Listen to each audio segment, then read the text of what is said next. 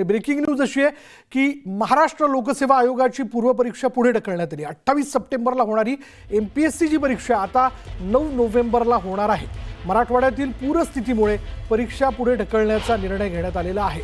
महाराष्ट्र लोकसेवा आयोगाची पूर्वपरीक्षा जी आहे ती या वर्षाची पूर्वपरीक्षा ती 28 सप्टेंबरला होणार होती। म्हणजे बरोबर आपण जर पाहिलं तर 2 दिवसांनी, आणि आता ही परीक्षा जी आहे ती 28 सप्टेंबरच्या ऐवजी 9 नोव्हेंबरला होणार आहे। मराठवाड्यातील पूरस्थितीमुळे ही परीक्षा जी आहे ती पुढे ढकलण्याचा निर्णय घेण्यात आला। त्यामुळे या स्पर्धा परीक्षेची तयारी करणाऱ्या विद्यार्थ्यांनी लक्षात घ्यावं की ही परीक्षा आता 28 सप्टेंबरला नाही तर 9 नोव्हेंबरला होणार आहे। आणि विरोधकांनी या संदर्भात जोरकसपणे मागणी केलेली होती की ही परीक्षा पुढे ढकलण्यात यावी। यानंतर राज्य सरकारने किंवा आपण असं म्हणूयात महाराष्ट्र लोकसेवा आयोगाने प्राप्त परिस्थिती लक्षात घेता ही परीक्षा आता 28 सप्टेंबरच्या ऐवजी 9 नोव्हेंबरला घेण्याचा निर्णय घेतलेला आहे।